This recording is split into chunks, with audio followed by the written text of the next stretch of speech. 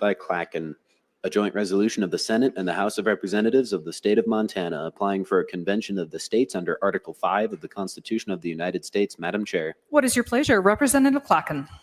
Madam Chair, I move that when this committee does rise and report after having had under consideration House Joint Resolution 5, that it recommend the same do pass. Representative Clacken. Madam Chair, committee, I bring to you House Joint Resolution 5. Yes, it's finally here. We got some good news, though, in House Joint Resolution 5, but first I'm going to ask you a few questions. What I want to know is, what are you going to do? What are you going to do? I don't mean how are you going to vote. It's not my question. My question is, what are you going to do about the $36 trillion debt that keeps rising? Do you like what DOGE is finding? Well, let me clue you in. I can tell you what DOGE is finding. DOGE is finding that Congress cannot manage your money. The fiscal restraint, fiscal responsibility just isn't there. I know what I'm going to do.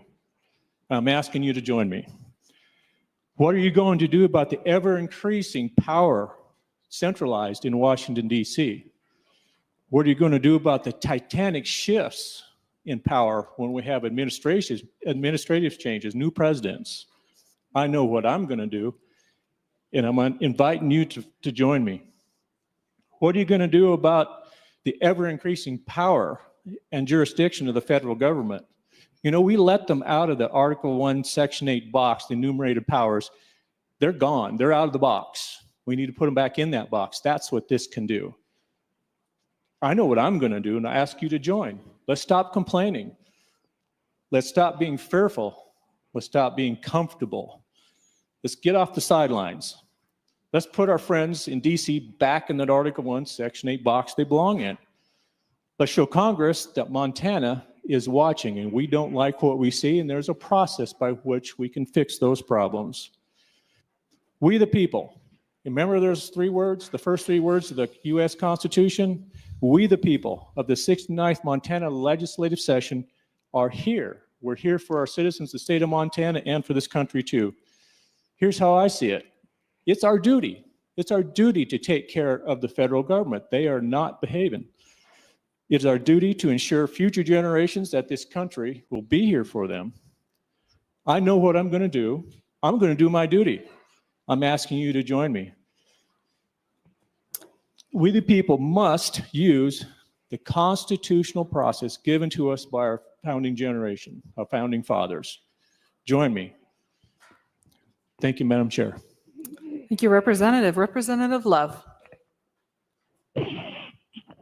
Thank you, Madam Chair. I know this won't come as a surprise to the bill sponsor. We hear over and over how an Article 5 convention is going to go, and we get all these assurances that the states will be able to control the delegates, and therefore I've been told the convention will only be for a single subject, or that all the applications must be for a single subject to count toward the threshold. I've asked this question over and over of the supporters of an Article 5 convention. Show me in Article 5 where it supports your claims. Show me a law or a rule that supports your claims. And so far, no one has been able to show me because it simply doesn't exist. The truth is that the only rules for an Article 5 convention are in Article 5 itself. And the truth is that the only role the state will play in the process is to apply for a convention and ratify amendments that come out of one. Everything that happens between those actions by the states belongs to Congress. And Congress will decide how the delegates are chosen, how the convention will be conducted. Article 1, Section 8 gives Congress the authority to make the rules. Notice that Article 5 itself says amendments, plural. And so that tells you right there it won't be limited to one subject as you've been told. In fact, the word limited does not even appear in Article 5. We may apply for a balanced budget amendment, but another state may apply for gun control. And Article 5 doesn't say that all the applications must be the same subject. It just tells us how many states need to apply to meet the threshold. There's also a concern about how delegates would be selected. If state legislatures are allowed to choose delegates, there's the chance that larger states could have a disproportionate influence, while smaller states may have their voices diminished. Additionally, if the convention allows for direct election of delegates, the process could be subject to the same political maneuvering and influence as regular elections. Again, in 1983, when we were only 2 states away from a convention, 41 federal bills were introduced, and although none passed, apportionment of delegates was generally set by population, like the Electoral College, and not one state, one vote. They'll tell you a runaway convention's not possible. We just had a bill in the last couple of weeks that addressed that issue. So if that can't happen, why did we have a bill to address that issue? Ask yourself this question.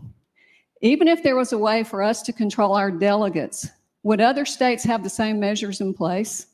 And what if other states gave no directive to their delegates and just said, hey, do what you think is best? Here's some potential risk of an Article 5 convention. A convention could lead to attempts to erode or change the Bill of Rights. Powerful interest or political groups could exploit the process by pushing for amendments that undermine civil liberties or change longstanding legal precedents. There's a risk that powerful lobbying groups or special interests might exert undue influence over the convention, pushing for amendments that favor their agendas. With the political instability that we have today, this would be a dangerous undertaking. We've seen the political maneuverings in Congress.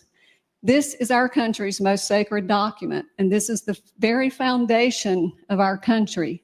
Do we really want to risk dismantling of the very document that made this country what it is today? This is not a let's pass it and see what's in it moment. If we get this wrong, based on empty promises, then there's no going back. And this is our Constitution. Please vote no on this bill. Representative Overstreet. Thank you, Madam Chair. I rise in support of this resolution. I was originally a skeptic of the Convention of States because I feared a runaway convention, and that is a very scary scenario. However, I changed my mind because I read Article 5 of the U.S. Constitution, which requires 3/4 of the states to ratify a proposed amendment. That means 13 states have the power to defeat a bad amendment. I don't trust people in D.C. I do trust people in 13 states, including Montana. Thank you. Representative Mercer. Thanks, Madam Chair. And I want to speak in favor of the resolution.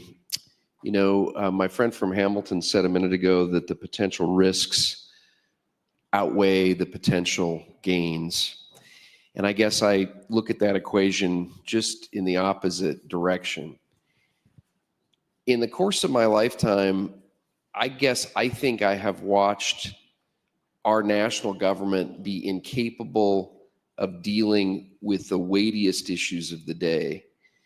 You know, in the 80s, we had Graham Rudman Hollings. We had people on both sides of the spectrum that looked at deficits, looked at debt, and said, we need to establish a mechanism to ensure that we essentially are working in an environment where we can control spending and taxes in a way that makes sense. And we had a debate yesterday that I would love to see the national government be able to engage in, where we were able to come here and say we have a requirement to balance the budget. We know what our revenue projection is, and we know what our spending priorities are, and we hash that out. That discipline is completely absent in Washington, and it is as grave a threat as we can possibly face for the remainder of our lifetimes and for those that are our children. And so I think you have to say, why did this mechanism exist? And George Washington said in his farewell address, if in the opinion of the people, the distribution or modification of the constitutional powers be in any particular wrong, let it be corrected by an amendment in the way which the Constitution designates. This mechanism exists for this moment because the states need to be able to push back and say, if the national government doesn't begin to conform itself in the way we have to, or the way we've chosen to, it will imperil all of us. We have a collective interest in doing this. So I know this is a little more philosophical than what we typically do, but it is a pretty weighty moment. And I think we need to square up and vote green on this one. Thank you, Madam Chair. Representative Barker. Madam Chair, members of the body, I rise in support of this resolution. I thank the sponsor for bringing it. We all spend a lot of time talking about the national debt and the risk that it poses to our nation. Some of us have served in combat, and this nation can't be defeated on the battlefield, but I would put our national debt in the category of an existential threat. And so we really have a choice. Do we want to continue to sit and complain and wring our hands, or do we want to use the tools that our founders gave us to be able to push back, rein in Washington, D.C., and do something about our national debt? It's been suggested that if you support Article 5, you don't support the Constitution. I find that strange. Article 5 is in the Constitution. Our founders, if we trust our Constitution, if we truly have the respect for our founders that many of us have expressed, they gave us this tool. Let's use it. Let's stand up, let's support this resolution, and let's do something about the national debt. Go green. A reminder to our guests in the gallery that no comments or applause are allowed. Please keep it quiet in the gallery. Thank you. Representative G. Nikolakakis. Thank you, Madam Chair. Members of the body, I'm going to rise in support of this resolution. So I want to speak a little bit more about just the Article 5 and the some of the opposition to it and the call itself. We've had a number of different bills this session addressing it. And something I find I can't wrap my head around really is a lot of the folks on my side of the aisle, our side of the aisle here, who have a lot of courage and a lot of fight in them, seem to be afraid of what's already in the Constitution. I can't understand it. My friends on the other side of the aisle also seem to always lock up against any Article 5. I want to try to just break this this opposition that comes reflexively to the Article 5. There's, I had a resolution for term limits, something I strongly support, but I couldn't get any of my friends on the other side of the aisle. They just couldn't get their heads, unwrapped from the axle of the Article 5. But we could do good things with the Article 5. There's significant sideboards, 34 states to support, 38 states to ratify. 38 states to ratify. There's more than 12 deep blue states, more than 12 deep red states. You can't do anything that doesn't have overwhelming support. So even if there is a runaway, you're never going to get 38 states to ratify it. So I can't understand the fear around the Article 5. And I think that we debate a lot of bills in this body. We debate a lot of bills that seem to be that try to take power away from the federal government, try to empower the state of Montana. A lot of those bills actually are cutting our nose off to spite our face sometimes, just to give the feds a middle finger, right? So I don't like those bills. I tend to not like those bills. This is actually a vehicle where we can do that, where we can take power back from the federal government in a responsible way that's in the Constitution. I will be strongly voting green, and I hope you'll join me. Representative Fielder. Thank you, Madam Chair. I oppose this bill. I've been dealing with it for a number of years in my county, and I ask the people that present and support this idea, who would you trust to represent Montana at a convention of states, an Article 5 convention? And they come up with a couple of ideas, which I don't really like, because I always wonder, who would I support to represent Montana? Then I ask the second question, who gets to pick who would support Montana at such a convention? And I don't necessarily like that idea either. Then, if a convention of states happens, or an Article 5 convention, and some bills are passed there or some decisions are made, it comes back to the states for ratification. And Congress makes the decision whether it's going to be ratified by the state legislatures or by a conventions formed in those states for ratification. And I ask the question again, who gets to pick who's on that convention that ratifies it if it's not the legislatures? And I don't like that answer either. This one might have been a different bill if it came before yesterday. Yesterday, we had the opportunity to vote on a lot of amendments that would have reduced the Montana state budget. And a lot of those amendments didn't pass. So as a result, not just because we voted down a lot of good amendments, but this year, Montana is going to have the highest budget in the history of Montana. So, when you get to calling the point where the pot's calling the kettle black, how are we supposed to rein in the federal government if we can't rein in ourselves? This morning, we had a property tax bill that was taken executive action on. And it was a good property tax bill, and it was defeated. That would have reduced taxes for Montana. So we've got to look at ourselves. A lot of those amendments yesterday, they were justified by, this is just providing state tax matching funds because a lot of it's funded by the federal government, and therefore we should pass it. Well, aren't we now talking about reining in the federal government? So I'm against this bill. If we can't do it in Montana, where I think Montana's I'm encouraged that I still believe that Montana's pretty good as a state compared to other states. But we're going to be sitting at a convention if this bill passed, if something happens like this and we have a convention. We're going to be sitting there with other states like California and Oregon and Washington and Illinois.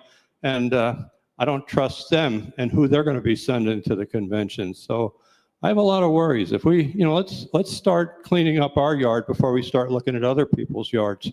And I'll be a no vote on this. Thank you, Madam Chair. Representative Millette. Thank you, Madam Chair. I rise in opposition to this resolution. I got a lot of reasons, but I'll just give you 3 of them. Hopefully I won't take all the 5 minutes. Unintended consequences. There are unintended consequences with that a lot of people don't think about. If we do pass this, when is this convention going to happen? It could happen 20 years from now. We don't know what the political winds are going to be like then. What then?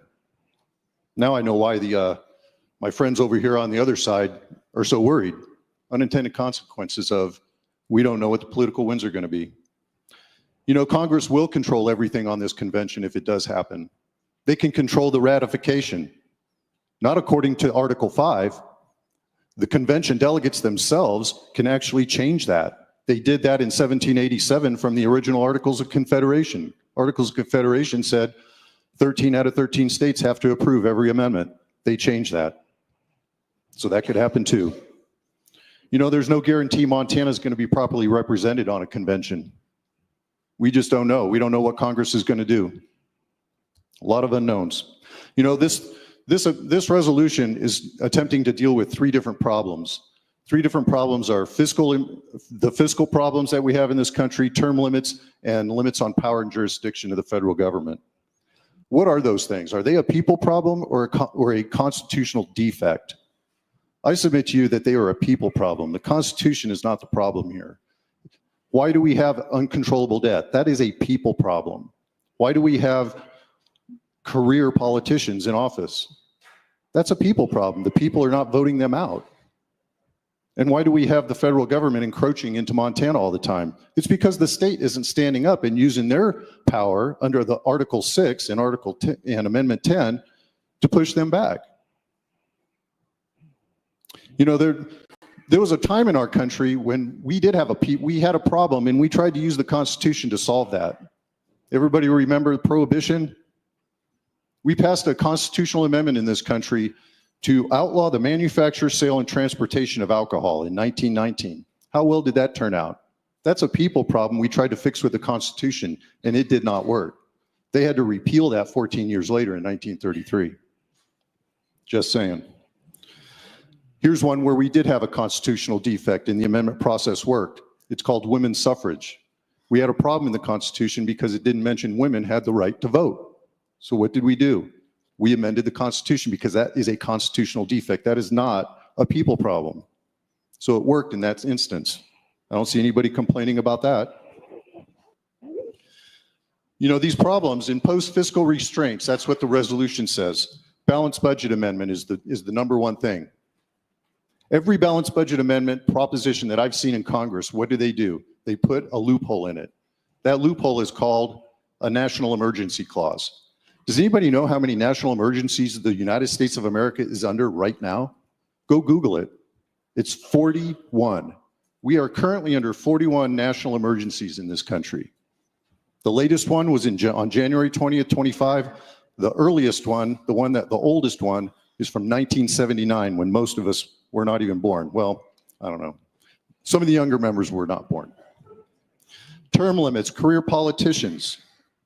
It doesn't work in how's it going to work on the federal level? We have term limits here in Montana. Does it work? Nope, we got a loophole. Limit the power and jurisdiction of the federal government. I did mention before, Article 6 and Amendment 10. That's our fix for that. We just don't have the intestinal fortitude to do anything about it. We have those tools.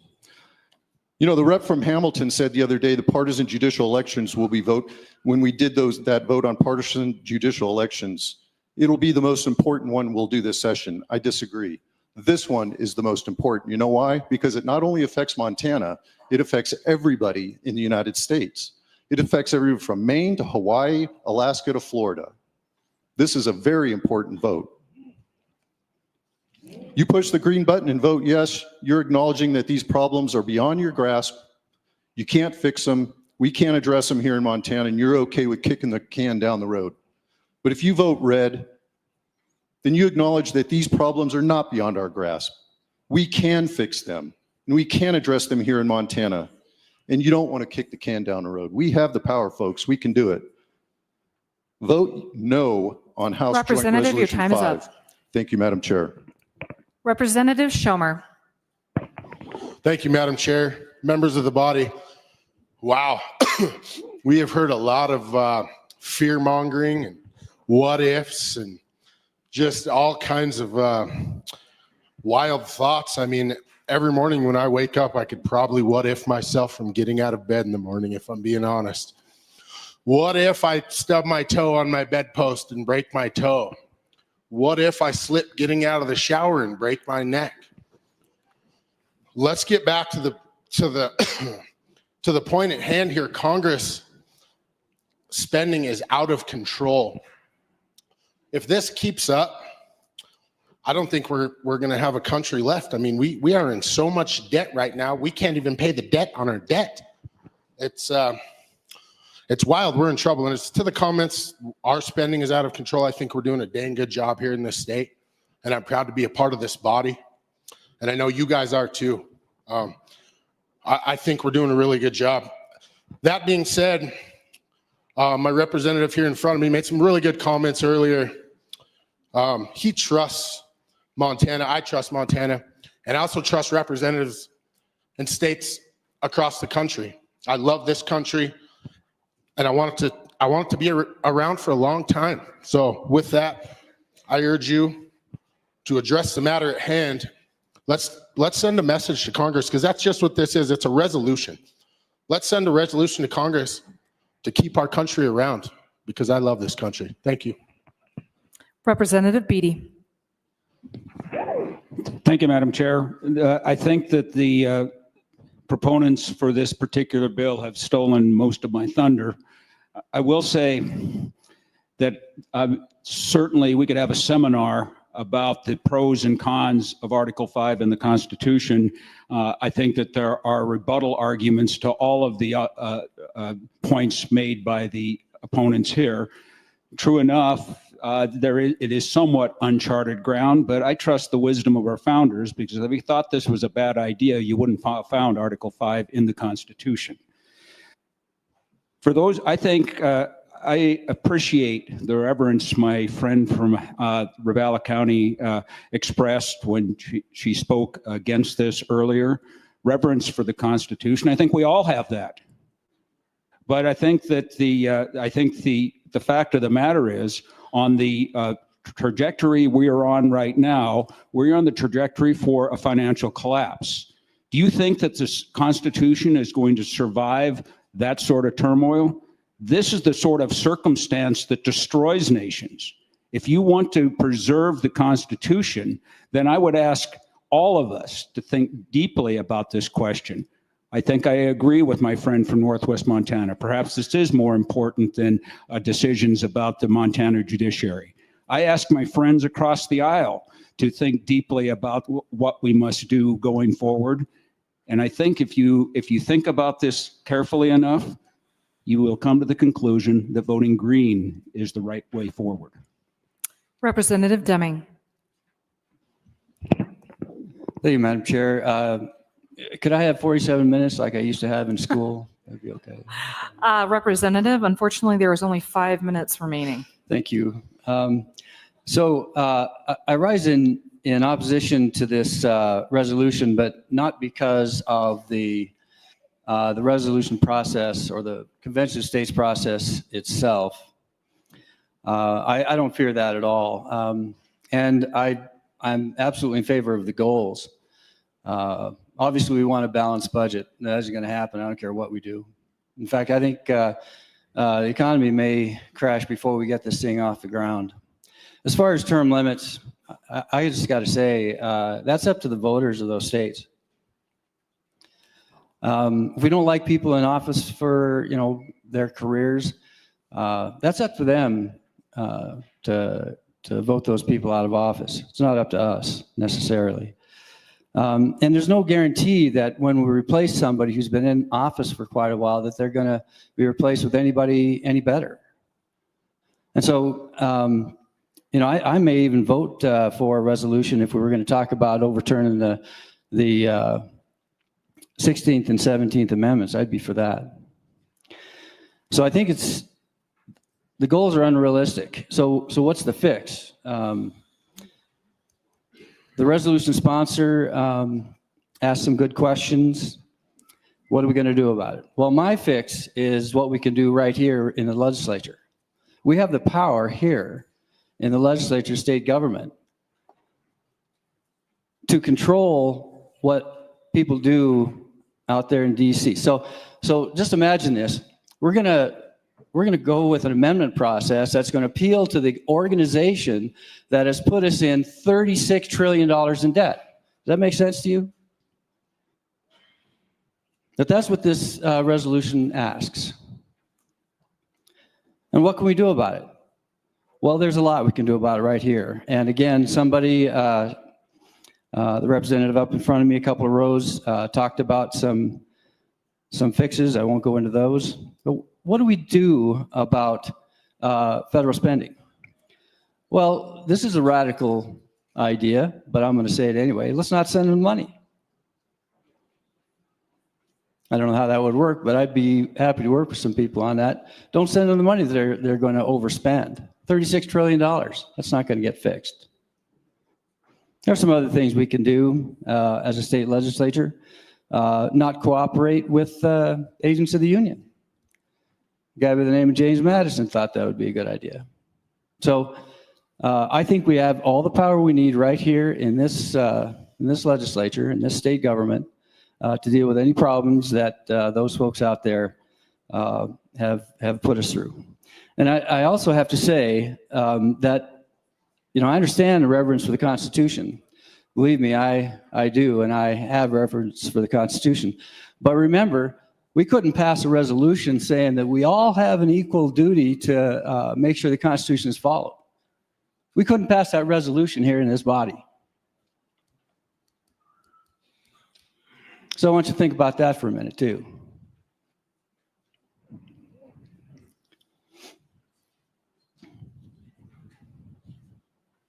All right. So last thing I got. We don't need 38 states. We need one, and this is the state. And I think we should step up as legislators and take care of business and just leave the federal government to themselves. Thank you, Madam Chair. Thank you, good teacher. Representative Seconder. Thank you, Madam Chair. Caught me off guard there. I thought it was a bigger queue. I got to say, I love the idea of an Article 5 convention. We can, address Citizens United, maybe a little tweak to the Second Amendment, maybe, DC statehood, 2 more senators. But You know, that's not actually what we're doing here today, because there's going to be 42 no votes on the board to start. So what we're talking about here today are Republican primary elections. I mean, we're not talking about an Article 5 convention. So, you know, enjoy next spring. That is all. Representative Durham. Thank you, Madam Chair. Just a reminder to everybody present, the $36 trillion, we're not going to pay that back. I don't know when it's going to come to a head. We have the tools in place to solve the problem. We just got to stop spending. But again, when I first came here, one of the things I was proudest of is that we have a balanced budget in Montana. Well, we do have a balanced budget in Montana, but my comparison be we're that 30-year-old guy that's got a pretty cool truck that his dad's making the payment every month, and it's got a credit card that I use dad's card to pay the gas.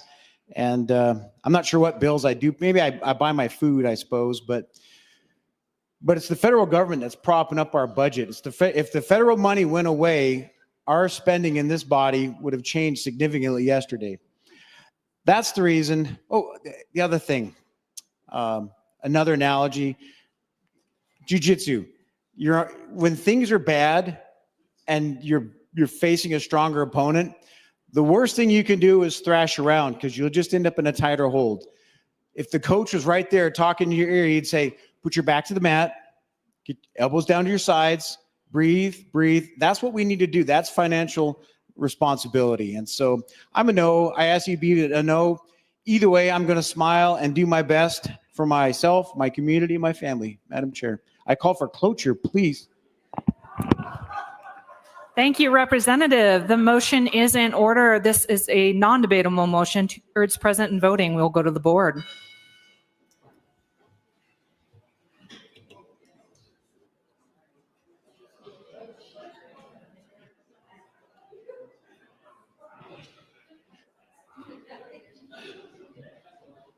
Are there any absentee votes? None, Madam Chair. Has every member voted? Does any member wish to change his or her vote? If not, the clerk will record the vote. Madam Chair, 82 representatives have voted aye, 17 have voted no. The motion for cloture has passed. There being no further discussion, does the sponsor wish to close? Madam Chair, I could not pass that up, that's for sure. Thank you for those sticking with me on not voting for cloture. I'd like to have a little more conversation, but we got a lot of time. We got a lot of things out. Really appreciate literally everybody standing up and talking. It was really good. My friend from Northwest Montana is a brilliant guy. Brought a good points. The former teacher in the back, thank you very much. And also, you know, a colleague right behind me. The guy in the sunglasses on the other hand. But again, I do appreciate it. There's a lot of good points brought up. I'm not scared of this, just like the good teacher in the back. The process I'm not scared of. It takes let's go the other way, 13 states to turn down any constitutional amendment, no matter where it comes from a convention or the Congress. Got to think of this convention of states to propose amendments to the Constitution, just like a constitutional initiative. You're taking the government out of it. You're going around it. Same process. Quite a bit different scale, but it's the same process. You know, like I said, I'm not scared of it. We got a lot of things to be scared of. We got the future looking out there if we do nothing. But, oh, by the way, what are you going to do? Going to do what we've been doing? Send better people to Congress? How's that working out? Going to hold them to their oath? How's that working out? Anyway, just let you think about it. I'm sorry you're stuck with your 42 votes as far as not being able to vote independently. I apologize for that. I wish I wasn't. I'm glad I'm not under that restraint. So thank you very much. Madam Chair. Thank you. A reminder to the gallery, quiet in the gallery, please. The question now arises on the motion of Representative Placken that when this committee does rise and report, after having had under consideration House Joint Resolution 5, it recommend the same do pass. Those in favor of the motion will vote aye. Those opposed will vote no. Are there any absentee votes? Madam Chair, Representative Gist votes aye. Has every member voted? Does any member wish to change his or her vote? If not, the clerk will record the vote. Madam Chair, 42 representatives have voted aye, 58 have voted no. House Joint Resolution has failed to pass second reading. Members of the committee, you have before you for your consideration House Joint Resolution 35. The clerk will read the title of the bill. Madam Chair, House Joint Resolution 30. All right, Rita, we've been watching the Montana House of Representatives debate and vote on our resolution, HJ5. We're going to be expecting Deanna Beckett, Regional Director from Montana, to be joining us in just a few moments. But if you saw, it was 42 to 58, I believe. So our Article 5 resolution does not pass. Rita, walk our viewers through some of the moments that you thought were really good and just some of the highlights you saw. Oh, Rita, you're on mute. Can't hear you. Thanks. Well, you get that. Thanks, There we go. Yeah, I want to start just by saying that I thought our sponsor representative, Shane Clacken, as well as our other champions there in the Montana House, did an incredible job handling that debate today. Unfortunately, we just didn't have quite the votes we needed to get it done. That was not really a surprise to us, although, of course, we always hope that some hearts and minds will be changed in debate and that we will get over the finish line. But it was a victory for us to get out of committee in the Montana House this year. As you know, Andrew, we were stuck there for a while, and we did get the votes we needed, including a Democrat to vote with us to get us out of committee and to the floor. And I want to let our viewers know that this is really helpful to our team anytime we can get a floor vote, because we know exactly who we need to work on in order to build the votes we need to pass in the next session. So, Andrew, you asked about some of my favorite moments, and I did make some notes. I loved our sponsor, Representative Clacken's speech. His strategy was to ask his colleagues there, what are you going to do? He said, I know what I'm going to do. What are you going to do about the $36 trillion of debt, about the ever increasing levels of power in the federal government? And then he invited them, stop complaining about it and join me in this Article 5 effort. We had one Representative Overstreet. I loved what he did. I thought it took a lot of courage. He stood up and said, I used to be opposed to this, but I changed my mind because I read Article 5. He got his questions answered, he studied the issue, and he was a yes vote.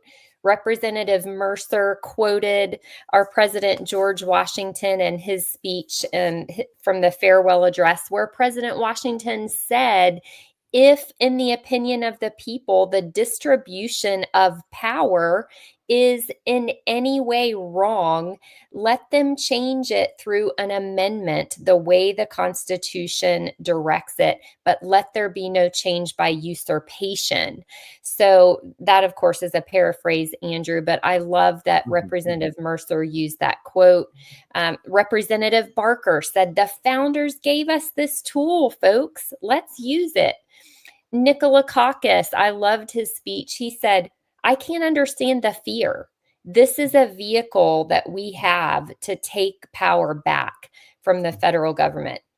You know, and then we have interspersed in all of this, Andrew, we have our opponent saying, I don't trust anyone. There's no one who could go who would represent us faithfully.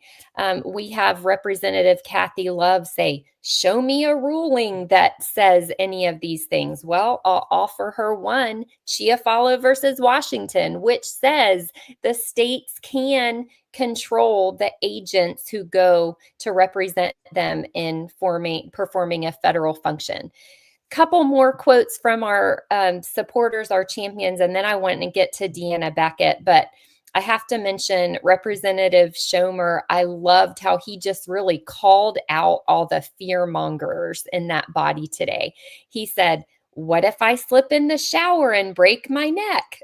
Which is kind of the attitude of some of them. He said, let's send a message to Congress because I love this country.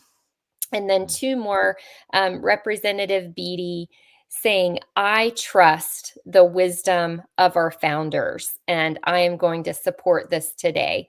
And, I'll stop with him and want to get to Deanna Beckett and don't take up too much time. But I was just so proud of both Representative Shane Clacken and all of the other courageous supporters who stood up on the floor to participate in debate and make the case for Convention of States.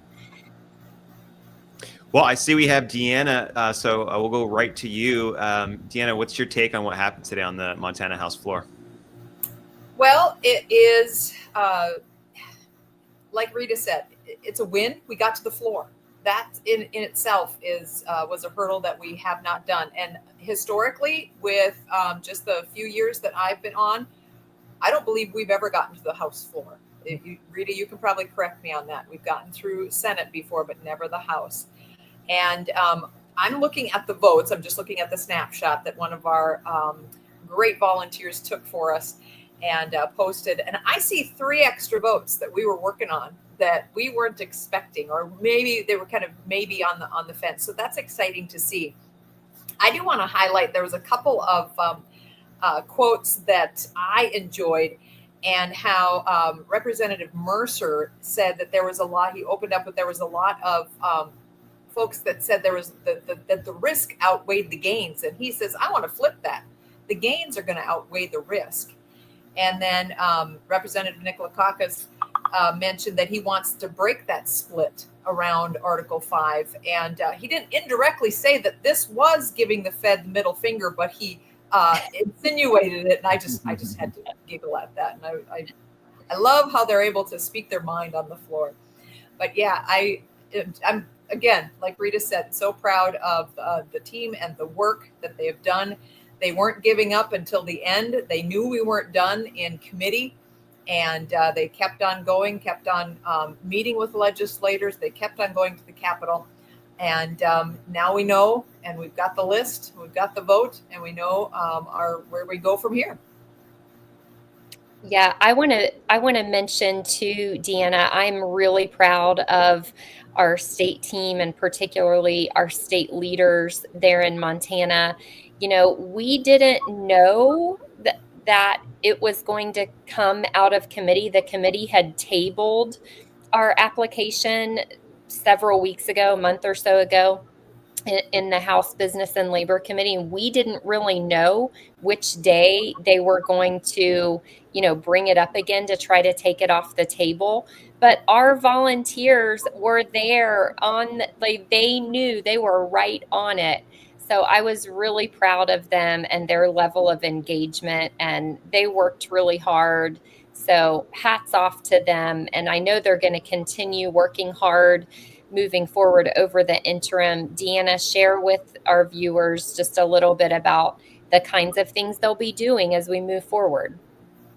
Well, the team has developed, I don't know if it's a system, but they have really dug into doing events and gun shows specifically. Montana is a great free state for gun shows, but they are really developing those friendships with their legislators. And we're focusing on growing. There's, as all over my region, there's hubs of population and then there's long distances in between those hubs. And there's a lot of empty space where we don't have volunteers, and we've got to reach those spaces. So that's one of the things that they're going to focus on as well. Something, Deanna, that I saw was our sponsor. He had a really great opening, and he had a call to his colleagues. What are you going to do? And he talked about his duty and what he was going to do. But then he also ended it with some levity. He brought in some humor. So it just kind of shows a little bit of the type of person he is. Can you tell our audience, because you've been working with the sponsor and you've been working with the team, can you tell us a little bit about the sponsor? Absolutely. Shane Clacken came from our grassroots, and he's got a passion like nothing else. The team is just excited to work with him. They've got personal relationships with him and our champion, Senator Tom McGilvray. He's been in part of the battle. He of course, gets things through the Senate. Was hoping for, a victory today to pass it over to him in the Senate, but I know he's been busy.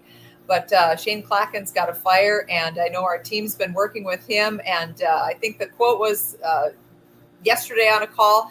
He said, we're going to make him our Patrick Henry. We need Representative Clacken to be our Patrick Henry, and he's getting there, and he's got that fire, and he's not going to give up.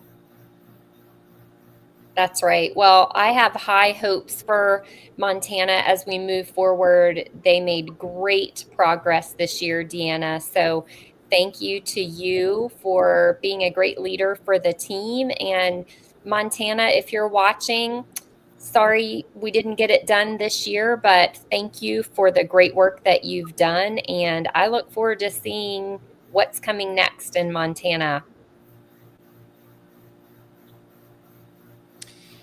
Yep, I'm really looking forward to it as well, Rita and Deanna. Before we let you go, one last question: do you have a call to action for the grassroots in Montana? I know this is it's kind of painful, but what's the call to action to get this thing done? Absolutely, we need more people. We need people in every voting district, especially the rural districts. If you're listening live, if you know people in Montana, we need volunteers. Just a couple hours a week. And all you have to do is go to conventionofstates.com/act and click the volunteer act, the box that you want to volunteer, sign the petition and volunteer, and let us know. And someone from the state team will be in touch with you, and we will get you activated. And we need people to just contact their legislators and be part of the team, to be part of that legislative team. All right, Rita. Well, there you have it. Go to conventionofstates.com/act if you want to take action and get involved with your state team and volunteer. If you want to take your country back, if you want to see lasting change through a limited convention, you got to go to our Take Action page and join the Montana team, or from whatever state you're tuning into. If you have a little bit of time to give to your state team, we can use it and we can point it towards self-governance. Well, we'll be back for the next hearing or next floor debate. Thank you so much for tuning into this live coverage of the Montana floor debate. But right now we have a country to save, so it's time for us to get back to work. We'll see you next time.